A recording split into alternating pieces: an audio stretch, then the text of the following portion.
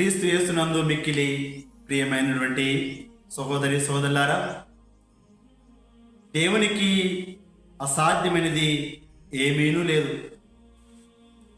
మానవ విజ్ఞానమునకు, మానవ తెలివితేటలకు, శక్తికి అసంభవమైనది, అసాధారణమైనది అన్నీ కూడా దేవునికి సాధ్యమవుతున్నాయి. ఈ వాక్యాన్ని నిరూపిస్తూ ఈరోజు మనము లూకా సువార్త 1వ అధ్యాయము వచనంలో 26 నుండి 38 వరకు ధ్యానిస్తున్నాం. ఈ భాగంలో దేవుడు తనకున్న ప్రణాళికలు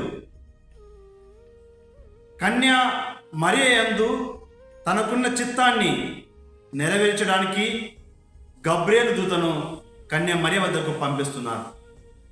కన్య మరియకు వివాహం కాని స్త్రీ లోకరక్షకునికి జన్మనివ్వడానికి, తల్లి అవడానికి దేవునికున్న ప్రణాళికలు గబ్రియేలు దూత ద్వారా ఆ శుభ సందేశాన్ని దేవుడు కన్య మరియకు అందజేసినారు.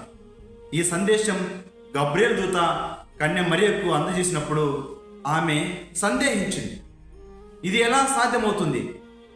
ప్రియమైన సహోదరి సోదరులారా, ఒక కన్య వివాహం కాకుండా ఒక బిడ్డకు జన్మనివ్వడము, ఒక బిడ్డకు తల్లి కావడము అనేది ఈ లోకంలో జరగని విషయం, కని విని ఎరగని విషయం.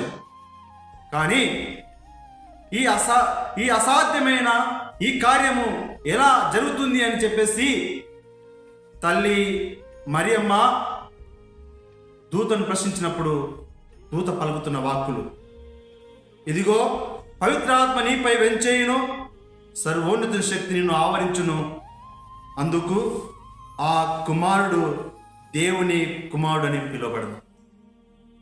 ఇది గ్రహించిన కన్య మరియమ్మ దేవుని యొక్క చిత్తాన్ని అంగీకరిస్తున్నది. అంతటా మరియమ్మ, ఇదిగో నేను ప్రభు దాసురాలను, నీ మాట చొప్పున నాకు జరుగునుగాక అని దేవుని యొక్క చిత్తాన్ని అంగీకరించింది. కన్య మరియమ్మ దేవుని యొక్క చిత్తాన్ని అంగీకరించింది కాబట్టి ప్రియమైన సహోదరి సోదరులారా, ఆ కుమారుడు, జన్మించబోయే కుమారుడు మహనీయుడై మహోన్నతుని కుమారుడు అని పిలువబడను. ప్రభువగు దేవుడు తండ్రి అయిన దావీదు సింహాసనమును ఆయనకిచ్చును.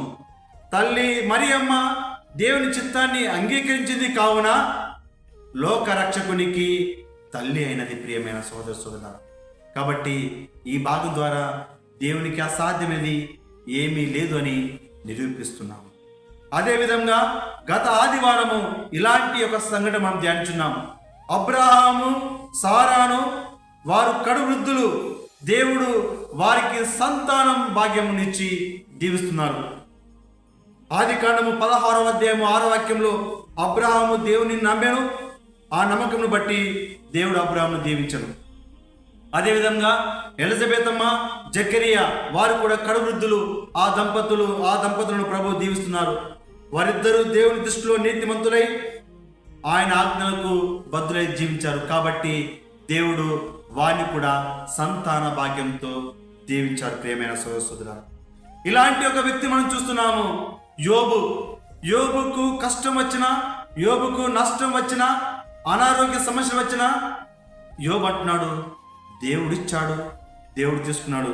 యోబు గ్రంథము 1వ అధ్యాయము 21వ వాక్యంలో దేవుని యొక్క నామము స్తుతింపబడింది కాక అని చెప్పేసి దేవునికి యోబుకు ఎన్ని దురదృష్టవంతములు ఎదురైనా యోబు దేవుని నిందించకుండా నమ్మకంతో జీవించాడు కాబట్టి యోబును దేవుడు దీవించాడు.